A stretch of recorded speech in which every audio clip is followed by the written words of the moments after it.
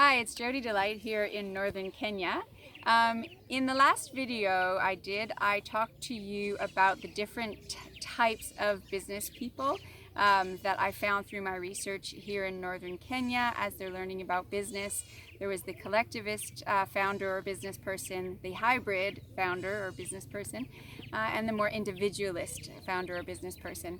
Now, because this is a context where business itself is actually quite new, there isn't a common understanding about different roles associated with business. So, for example, some people have told me that people get mad at them because they used to give them goods for free, and now they're saying, I will sell you these goods to make some money for myself. Or people will say that they want to charge interest now when they loan people things like money, and people don't really understand the concept of interest and don't want to pay. So what's happening is people are learning new things about business and what it means to be a business person through education programs that are coming to educate them and maybe exposure to other business people. And so they start doing these new behaviors and maybe having expectations of their customers that maybe they don't understand so well or aren't used to. And that creates some tension where people get angry, or maybe even people will curse them. Curses are prevalent in this area, and a fear of curses. So how do people deal with that? If they want to start changing and focusing more on maintaining and growing their business, what do they do?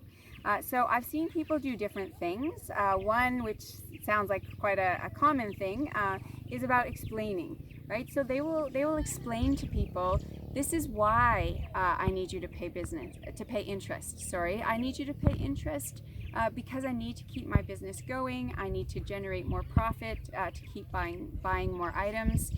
They'll say, I need you to pay for these goods now instead of me giving them to you for free, because that way I can keep supplying you with goods.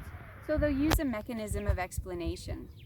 The other thing I've seen people use is a mechanism that I call enforcement. So I talked before about how now maybe people will give credit only to people that they trust, will repay or have a salary, or maybe some people now will say, I'll give you goods on credit, but you have to pay in 2 days. Or I'll loan you money, but you have to pay back with interest. And what I found is that now some people are saying, if they do not agree to my terms, I will not give them that loan, or I will not give them credit. So they enforce the new behaviors. Some other people even leverage authority figures. So in this area, there are village elders and village chiefs who now have understood about business. They have gone around and talked to people and make sure they understand what's happening with business and how business works. So when someone has a problem and maybe someone doesn't pay back credit or doesn't pay back that interest that's owing, they will go to the village elders and get their help to get people to repay them or do the behavior that was expected. And in some cases, if that doesn't work, some people have told me that they will start now using the police and reporting things to the police. So what they're doing is basically finding ways to ensure people understand and accept those new behaviors, which then enables them to take on a different identity as a business person and be perceived differently as a business person than maybe that they were before. So they have to do those kinds of work to enable that to happen.